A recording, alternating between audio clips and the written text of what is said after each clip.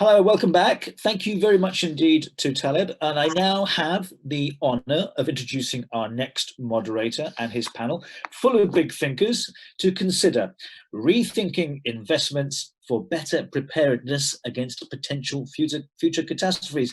Our moderator is a fellow journalist, a seasoned observer. He takes no prisoners, is an incisive commentator on the travel industry over the years. And like Taleb, I guess he's seen it all and done it all. But this situation, Peter, I suspect is even a first for you. Peter Greenberg. Well, John, thank you very much and welcome from New York and wherever you all happen to be. Happy to be with you today. To answer your question, John, it is a first for all of us.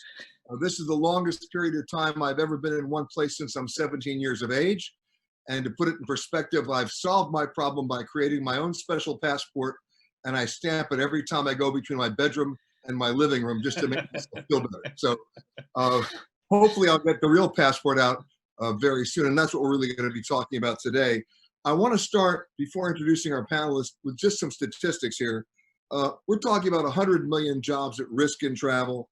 We're talking 100% of the countries under the UN WTO that have some travel restrictions. About 60% of them right now have effectively closed themselves to incoming travel. And then, of course, the elephant in the room that has become the room, and what we're going to talk about today and how to deal with it, is deep-seated fear on a global level. We know that airlines are failing. We're talking about a $550 billion hit according to IATA, and that's for the airlines that are still flying. Cruise ships are going to stay at anchor until next year. Tourist boards have been, in many cases, paralyzed by this. But the one thing that has remained the same and has come to the forefront is that as a society, and I'm speaking on a global level, we don't just want to travel, we need to travel. So it's not a matter of if or when, but how. And then, of course, the lessons that we're learning along the way. And towards that end, we've got 5 distinguished panelists joining me today. I'd like to introduce them. The Honorable Edmund Bartlett, who's the Minister of Tourism of Jamaica. I hope he's with us now. Elena Contura, my friend, now a member of the European Parliament. Of course, I've known her in her previous incarnation at the government level as the Minister of Tourism of Greece. Nicholas Meyer, who's the leader of PwC's lodging and tourism clients and manages tourism strategy. Dr. Peter Tarlow, another old friend of mine, A&M professor in Texas, and also the president of Safer Travel. And last but certainly not least, my good pal, Alain Senange, who is the president of the African Tourist Board. Nicholas, if I can, I'd like to start with you, because we've seen the statistics out there that tell us that while the rest of the economy might be in a recession, the tourism economy could be in a depression. We're talking about 51% unemployment at this point. We're talking about 38% job loss just in the last month. And of course, the lessons that we have to learn from all of this, and let's go back if we can, Nicholas, what did we learn after 9/11 about the resiliency and preparedness in the travel industry? What did we learn after the 2008-2009 recession? What did we learn even after the 2010 volcanic eruption in Iceland? And of course, what are we learning right now to help us prepare in terms of how we shape our investments to prepare for the next potential catastrophe? Nicholas, what are your statistics telling you? Statistics tell me that we learn and forget in 10-year cycles. So to be fair, this one is slightly different than the previous crises. I'm not saying that the previous ones did not affect certain people very, very brutally, but as I had said a little bit earlier today in the conference, this one is different because it is both a crisis and a depression in demand and in the supply chain, and at the same time because it is on one hand global, so everywhere rather than regional or continental, but at the same time phased. So this is about as messy as it can get if you're in the business of trying to advise your client as to how this one may play out, right? So what have we learned, or what are we learning right now? Well, there's a number of things. I think first of all, on the positive element, we are learning now quite closely, there is no intention of people not to travel anymore, right? So they can't right now, they won't as they used to, but the desire of continuing to travel is there. And you see this not just sentimentally, but you see it wherever it's possible, also quite statistically. Secondly, we see that there is a need for at least an intermittent or intermediary tourism financing at a government, at a para-government, and at an industry level to basically get people out of the starting blocks again. And lastly, what we are learning is that perhaps as an industry, we have not sufficiently honed our skills in cash flow management and have too often used cash flow as an element in negotiation to basically get a better deal. And that's coming back to bite us now, although quite frankly, I think even very, very good cash flow planners would be in trouble now and are in trouble now, given the magnitude of this crisis. But that's what we have about learned. You know, Nicholas, just to respond to that, you know, when we talk about it from a consumer angle, we see the big players, the IHGs, the Marriotts, the Hiltons, et cetera, you know, struggling with their employment levels, closing their hotels. That's short-term thinking. But what the public doesn't see, but I think you do, is that the real crisis here, and you mentioned cash flow, are the owners of those buildings, unable to meet their debt service and not having properly prepared for that in the long term. How many hotels do you see coming back? I'm not talking about brands, I'm talking about individual institutions. Probably more than we currently think right now. So if you mean by coming back, how many will survive and come back, Correct. Right? Correct. In a very perverse way, the fact that this is global and affects everyone, and to some extent also affects a lot of people that usually would want to grow by buying hotels, probably makes that this is perhaps slightly less dramatic than it sounds. So this is, and it's a term that has become almost household, this is an exercise of pretend and extend these days. So the collectivity of the lending sector together with the collectivity of the real estate holders agreeing that let's try to get through this, let's extend a little bit or a lot, and then try to stabilize again on the new terms. No bank wants to suddenly become a hotelier by default. We went through that in the United States about 20 years ago with all the savings and loan defaults, with the bankers ending up owning hotels they couldn't manage. Let's go beyond that, because when we had our situation with the pandemic here in the United States, you know, the federal government, there's a lot of movement within the legislation to basically throw a lot of money at it to try to keep it going. There was, you know, payroll protection plans, but nobody really had a rainy day fund in place for anything close to this. Do you see something like this happening now that we're experiencing it, where governments and maybe a private public partnership create that kind of emergency funding mechanism? Well, we'll probably see it through a variety of mechanisms. I mean, quite honestly, I'm not sure how big such a fund would have to be to accommodate such a global, you know, pandemic as this one. But when we look at where elements of what you're talking about start to appear, I mean, there are insurance products. They are in, you know, basically solidarity funds in some of the countries where that has a tradition. They are perhaps in more structured impulse funds where governments say, okay, we need to support our tourism players, but perhaps at the same time also tie some of our funding that we're going to give them in short term to certain conditions in the future that they set themselves up properly, right? So a lot of governments say, I'll help you and I'll gladly help you, but I expect that you have a certain behavior that enables you or increases your chances to actually get out of this more solidly than you have been. So I doubt that we're going to see a global super fund that is going to take care of the next 3 pandemics. Let's hope they're not here, they don't come. But mechanisms of what you're addressing, you see all over the place right now.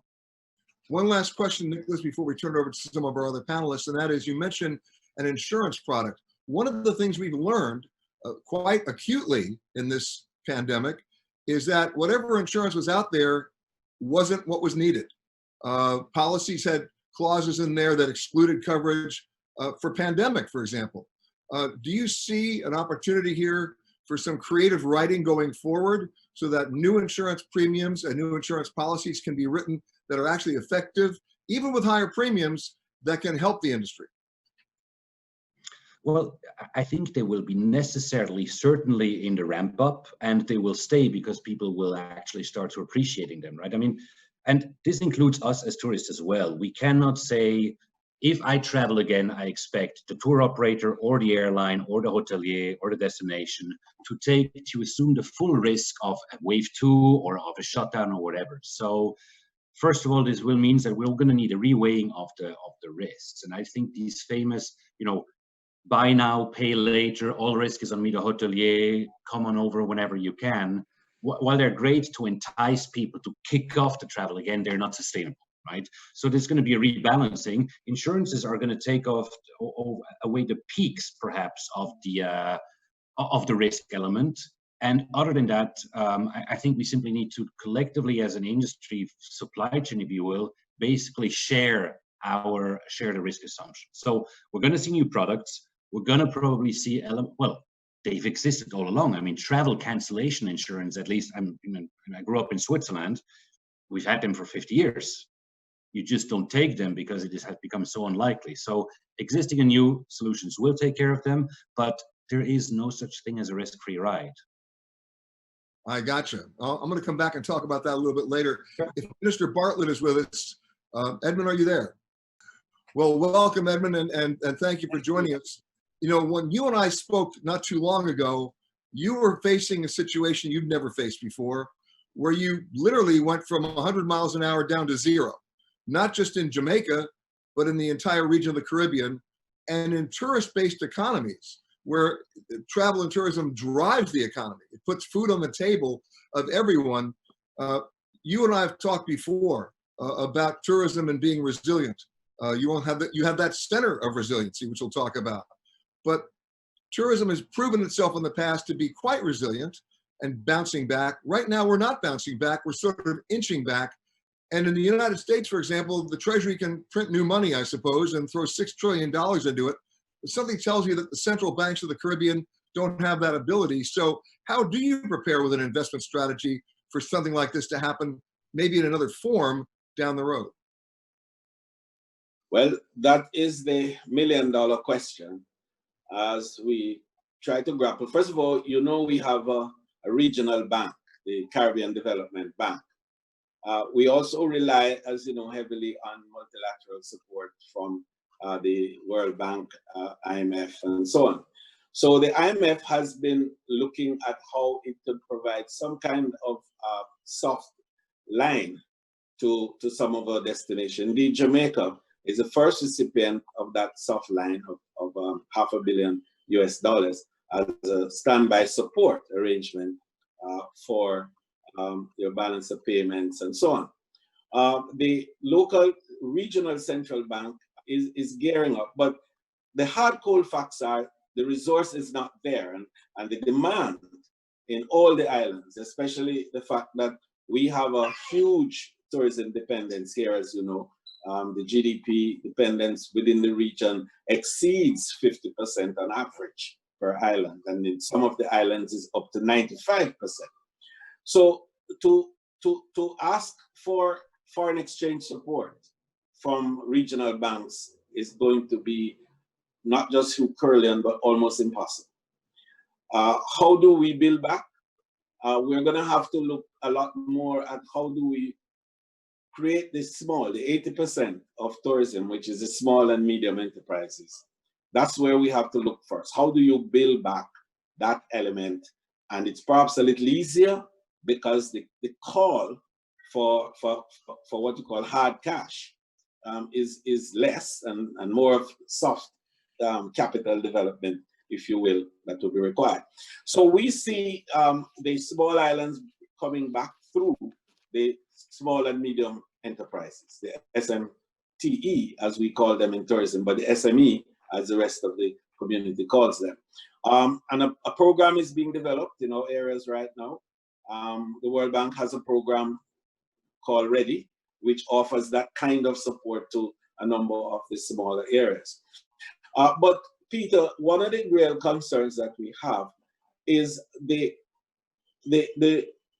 ability for us to have rescue operations. And the pandemic is prevailing. We are managing it reasonably well. But the big problem is how do we create a response when incidents happen in our region. And I think that the tourist community is looking to us for that, because part of building the confidence is, if something happens to you, what? And so a lot of the investment that we're looking for now is to help us to create some capacity to respond. How do we have better health facilities? How do we get investment now in hospitals, in better clinics? How do we provide even the the biosocial and biosecurity equipment that are needed, what we're calling the COVID security equipment that are required.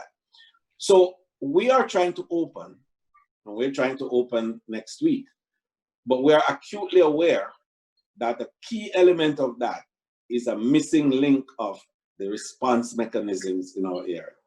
You've managed fine, you're managing the risk beautifully, but when the visitor starts coming in, you're going to need a strong response mechanism, because your potential for risk increases and the possibility that you will have infection spread is there. Well, Edmund, let me ask you this. In the last panel, one of the panelists mentioned, a lack of global leadership in terms of response. We see that continuing now. There's no one, universally accepted or vetted protocol here. Every country is acting on its own best interests, making different rules that change by the hour. In our own country, in the United States, the Centers for Disease Control put out a protocol to follow, and 28 of those 50 states have ignored them. At the same time, you're dealing with consumers who have gone from fear of missing out to fear of going out. And so everybody's looking for a guarantee.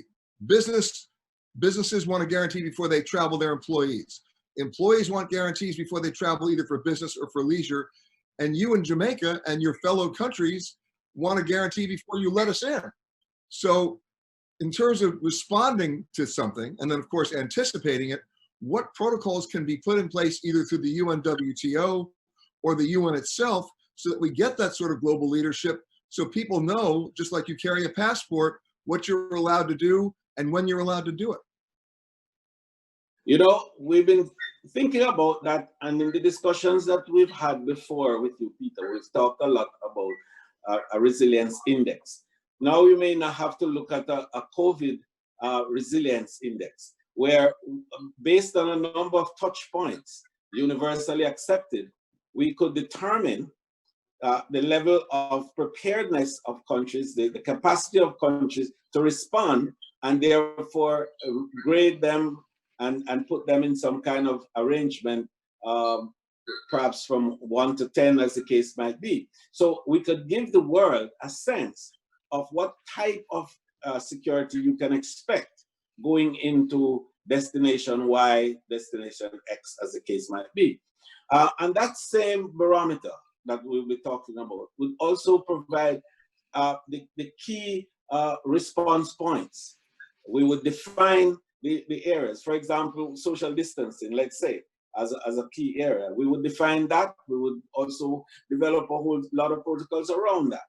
The issue of full sanitization and the technology that is required in a lot of cases to facilitate that. Then we look at screening, for example, if that's a requirement, and the extent to which countries have the capacity to screen and to test. What type of testing? What is the defined acceptable testing method? Is it the PCR, or is it these rapid tests that we're seeing coming around? It's these sort of touch points that I believe if we're able to establish and agree on. And the UNWTO, WTTC, and World Health Organization and CDC would become very critical global instruments in putting that together and agreeing on this kind of a formula that will enable small countries like ours and countries in general to have some benchmarks and to be able to gauge their own preparedness to accept visitors. Talking about guarantees and fear, I'm reminded of something that I experienced it myself about 5 years ago when I flew to Panama. And as I came off the airplane, I was walking towards Customs and Immigration, and there was a gentleman there who handed me a form. I just thought it was another customs form to fill out. It wasn't.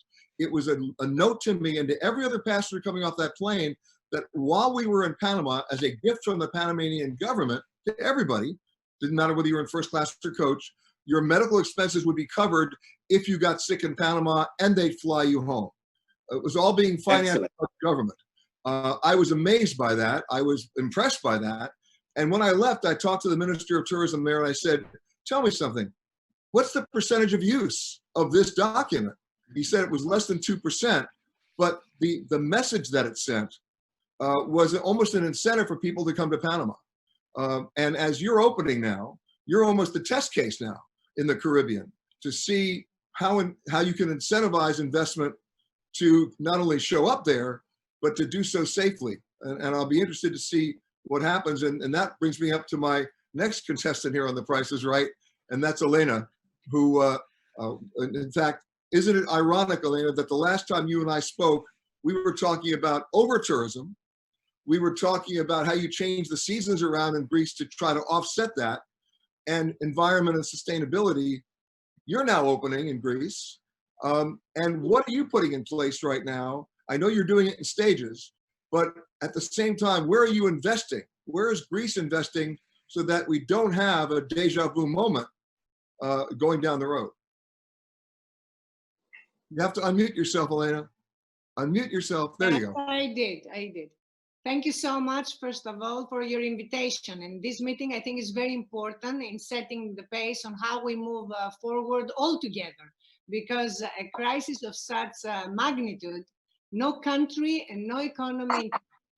So my point is that as long as we don't have an effective cure, effective therapy, or a vaccination, the virus is here.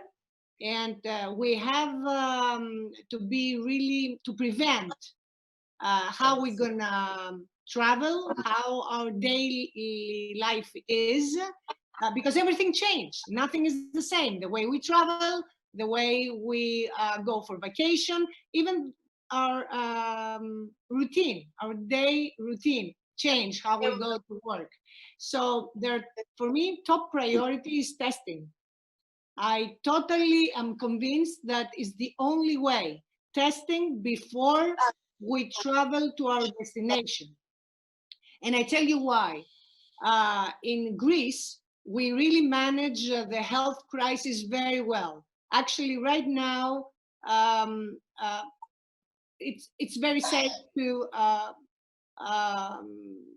the everyday work, let's say, and the everyday routine in Greece.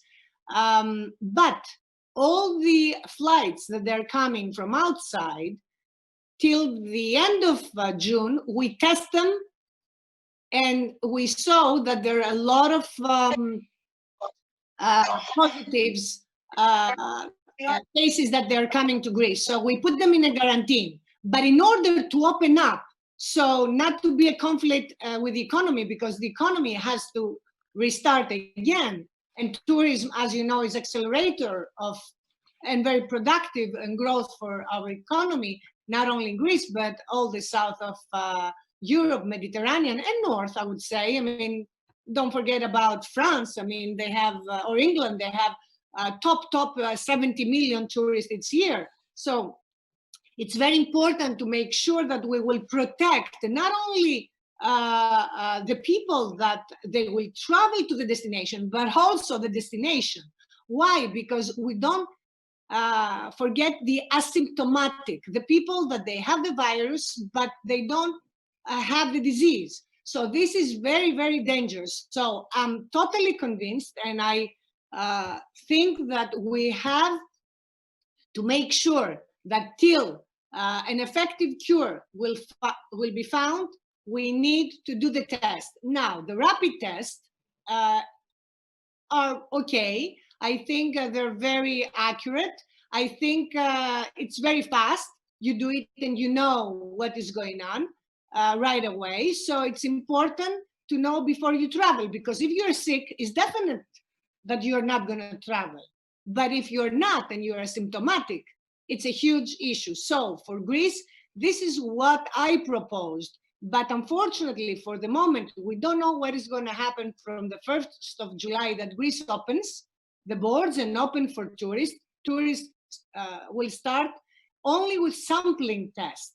And this is my biggest fear, because the disease, the virus, the epidemic can be spread in a lot of different destinations. And the same is for every country. My dear friend from Jamaica, that he's also very strong in tourism, has the same fear.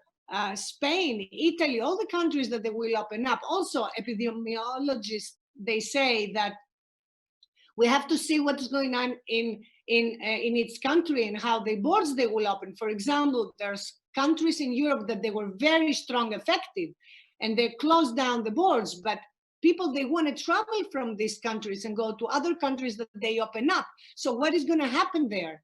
So for me, must be testing. The second thing is the business to stay alive, to avoid bankruptcies and to avoid laid off. It's very important, because the next day of this crisis, they have to find the business strong and competitive. Otherwise, there are going to be a lot of huge problems, as you know, like, for example, countries that they will have a little bit stronger economy, so they will buy all the companies that they will almost going to close down. And also, don't forget about the unfair competition, which means that countries that they will survive, let's say, in their economies, they will be down. They will need the tourism, so there will be a lot of, I will use the word blackmail, to put down the prices, as we see a lot of times when there is a recession. And that's a very big risk and dangerous. And the last thing is to be able to save jobs, because, as you said, the travel and tourism sector has provided the most, how can I say, the biggest, is an accelerator of economy and provides the biggest number of jobs. So it's very dangerous, all these people, to lose their job, because then they are not going to have money to spend. The business will not make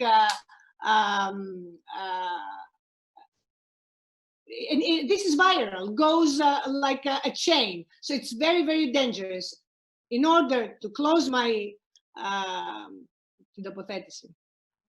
my statement, I have to say, testing, very important, testing, to give to the possibility to the business to stay alive, even with subsidies, not more debts, not more loans, and to make sure that we will save the jobs.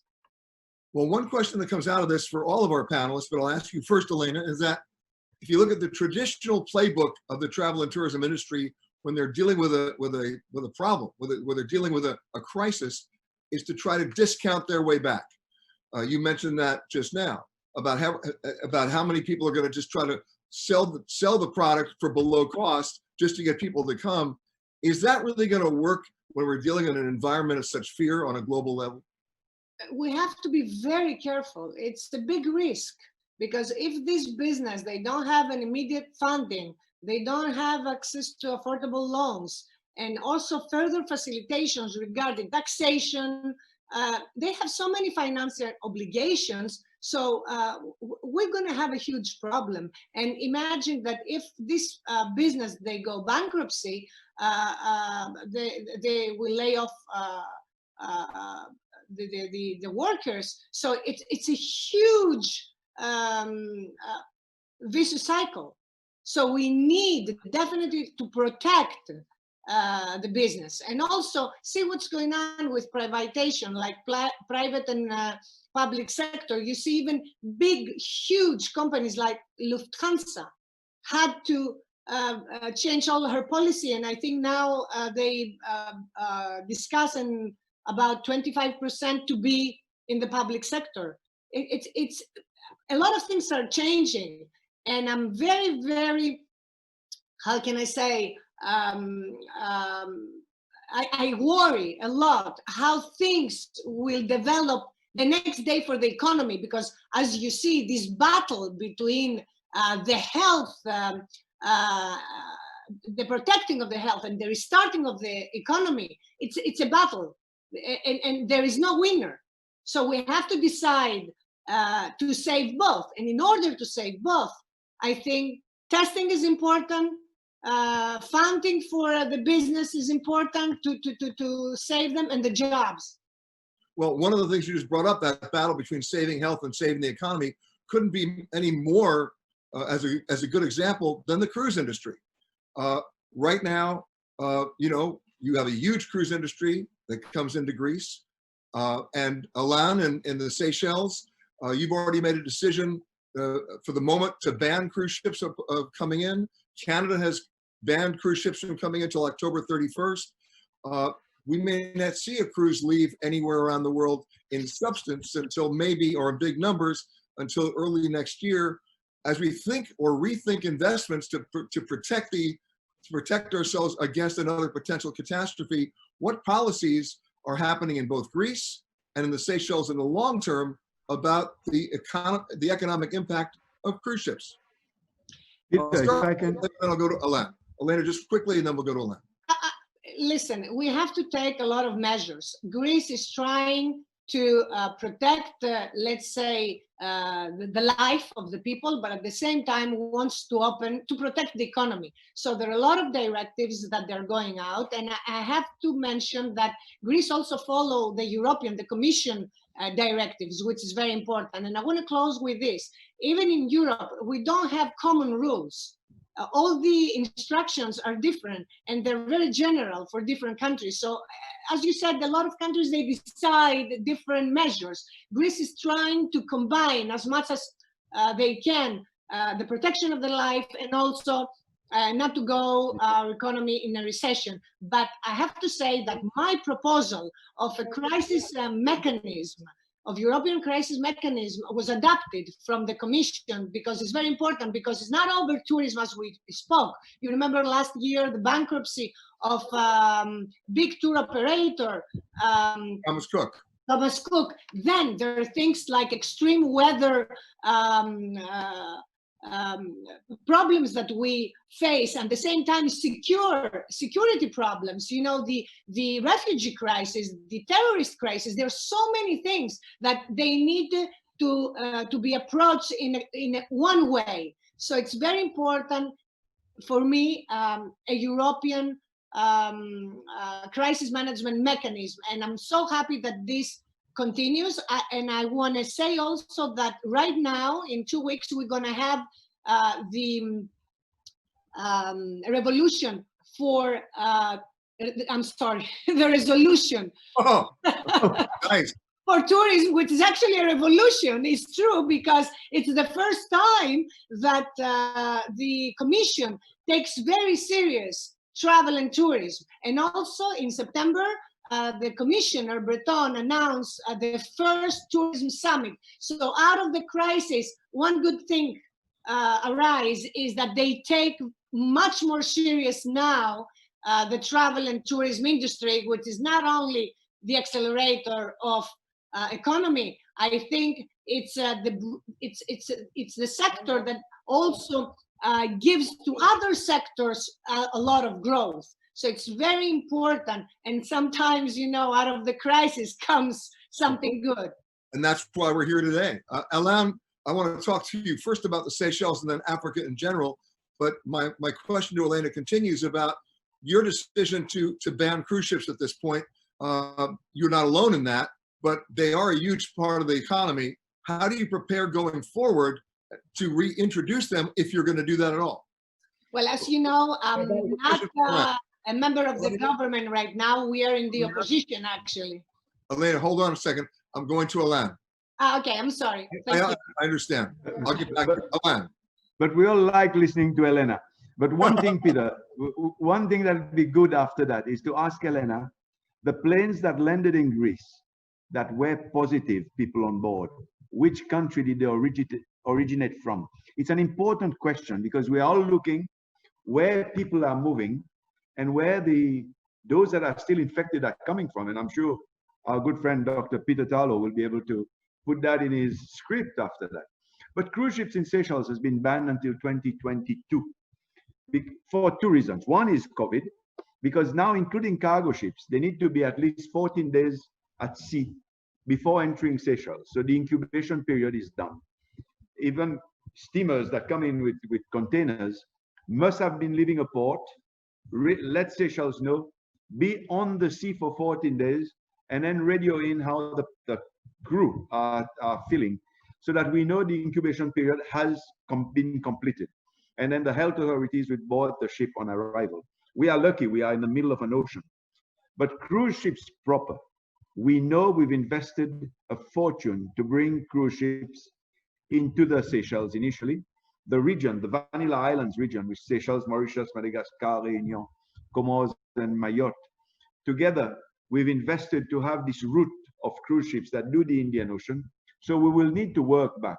But the Seychelles government a bit has piggybacked on COVID to do work on the port. They're actually redoing the whole slab of the port in one go over the course of next year and the year after, which is why primarily they can't accept a big cruise ship on the port because there'll be no area for the containers and the passengers together.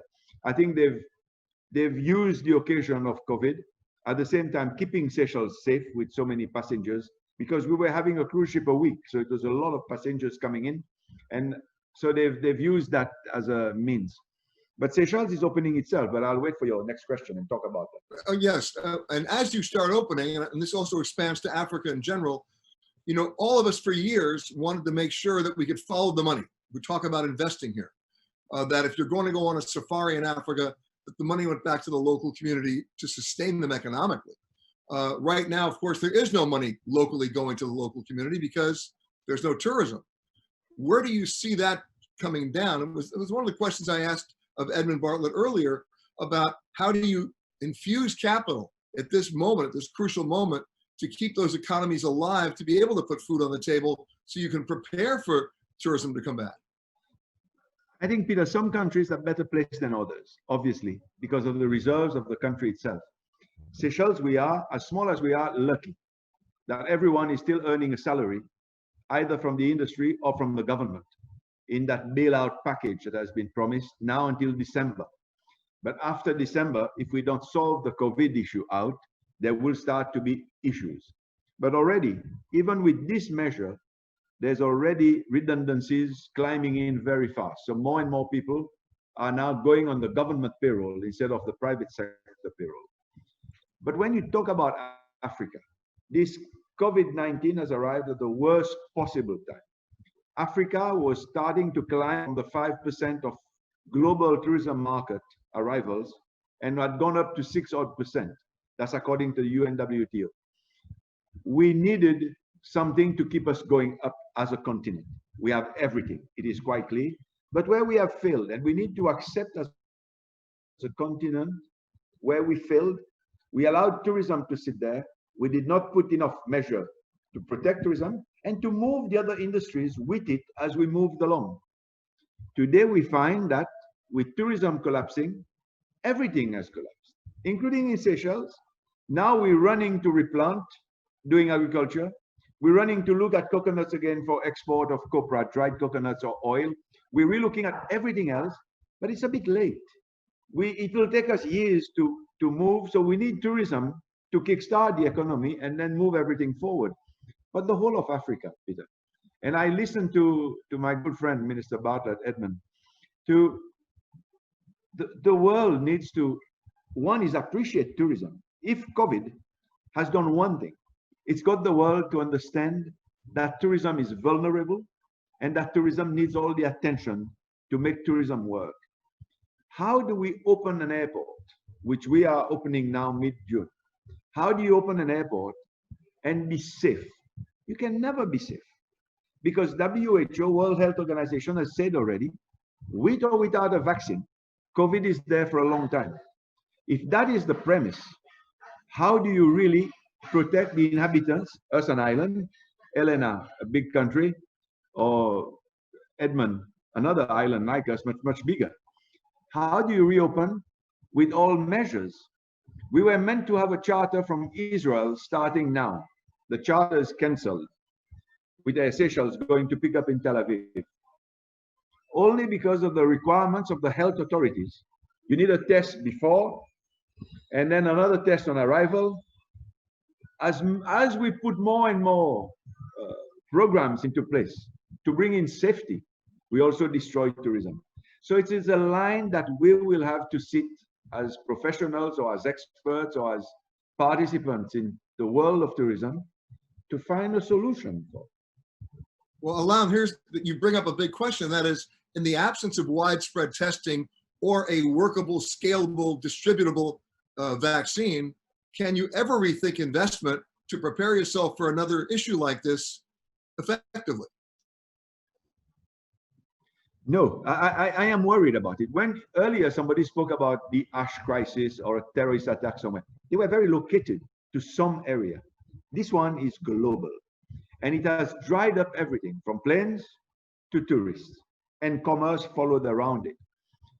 I am a firm believer, and I'm sure Peter was in the conference with me and the African Tourism Board, Hope Project, a few weeks ago, where we talked, or we were informed of a rapid test out of Germany, which said 3 minutes, and the 3 minutes tell you 98 to 99.9% if you have it or if you don't have it.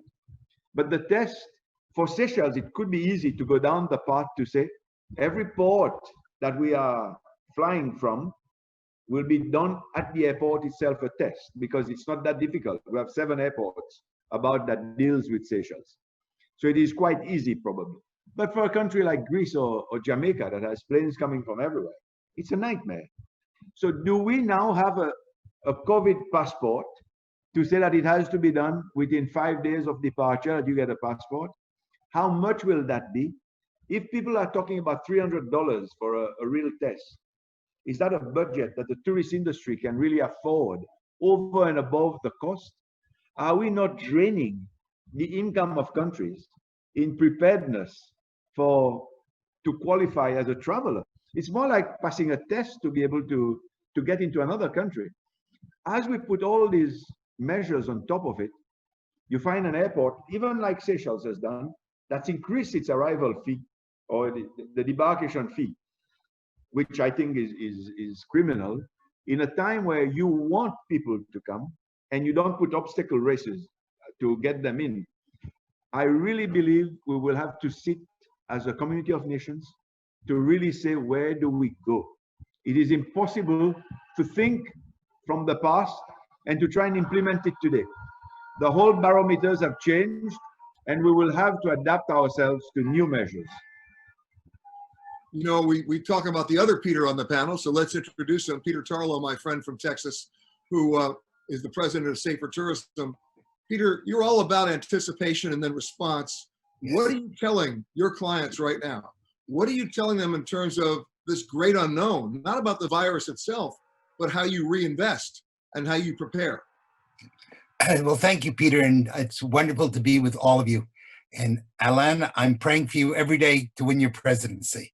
So you're in my prayers. I think everyone has. So thank you for bringing it up. Okay.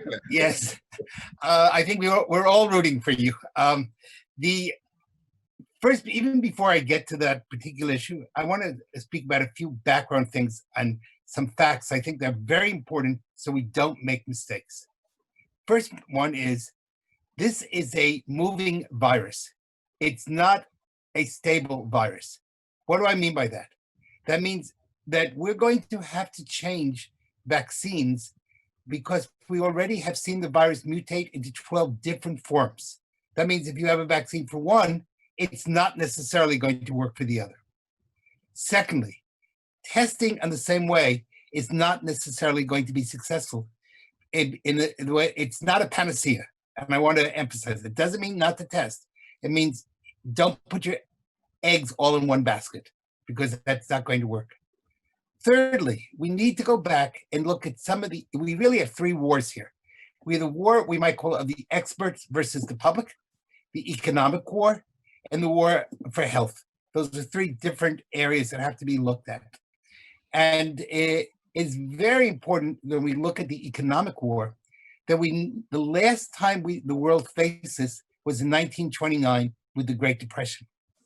And we made many good moves and many mistakes in 1929. We cannot, in 1929, one of the things we learned is that we cannot use the public sector to buy ourselves out of a crisis. We're going to have to come up with more creative methodologies, because government in the end is the redistribution of money. Rarely does government produce money. And therefore that comes from the private industry. So if we lose the private industry, we're going to lose eventually next year or in 2 years, we're going to be talking about the great economic crisis as a result of overspending and not having and trying to figure out some way that we pay back the money that we borrowed. So we're going to have to really think this through in a very careful way. Secondly, and I think it was Elena who brought it up with the issue of poverty, and Alan also brought it up. It's not just a single issue. I'm now losing money.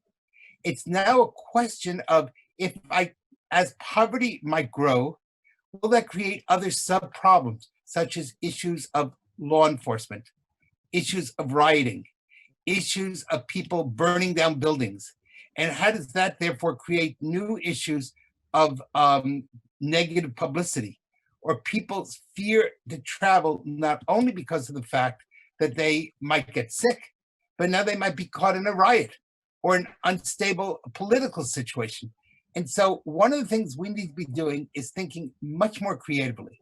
Now, small countries like Ireland, I think, have certain advantages over big countries, like say the United States, because it's much easier to get control of a small situation than it is when you have hundreds of airports, thousands of different regulations, and we're seeing a whole different world.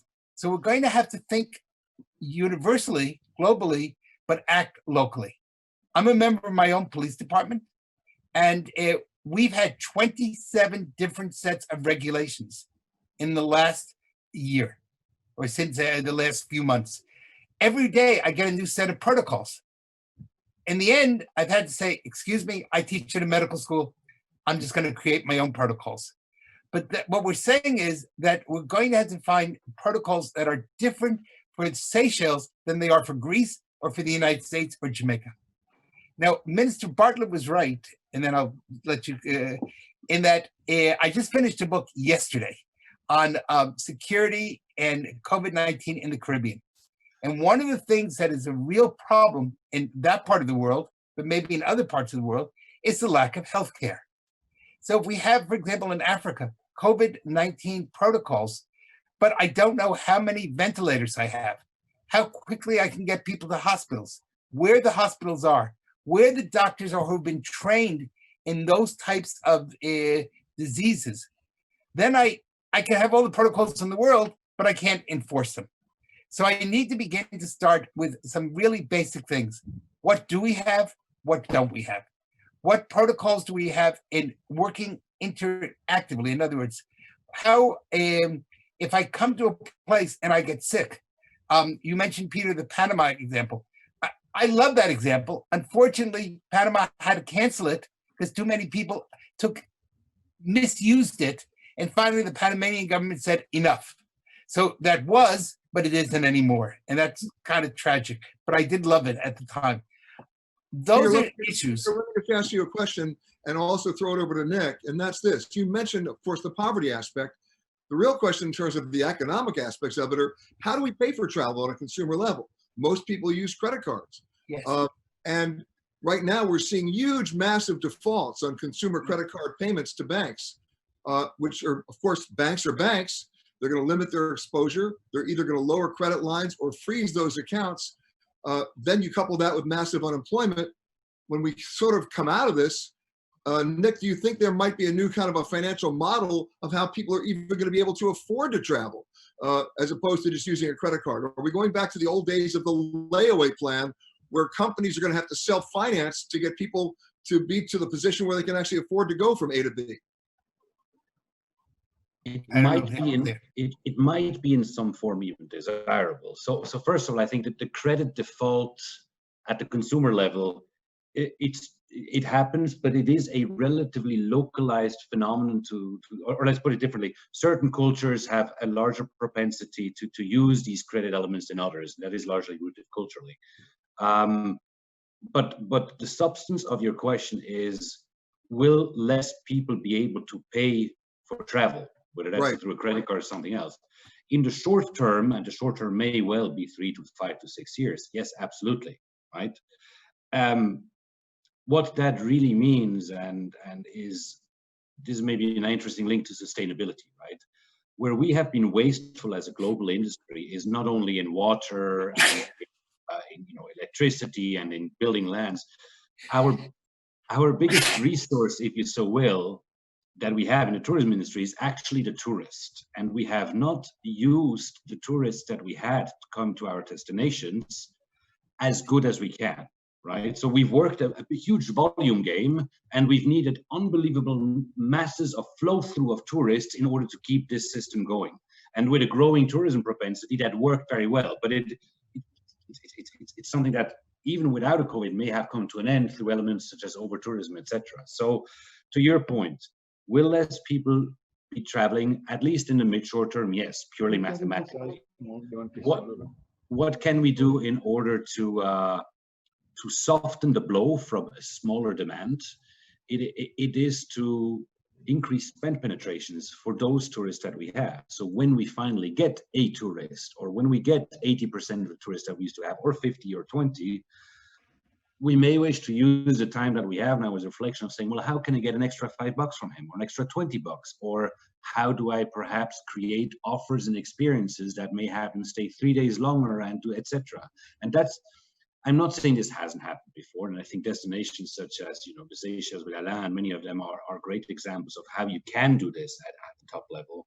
But many of us in destinations that have done a volume game may wish to ask ourselves, how can we more sustainably commercialize the tourists that we have while still providing them an excellent experience?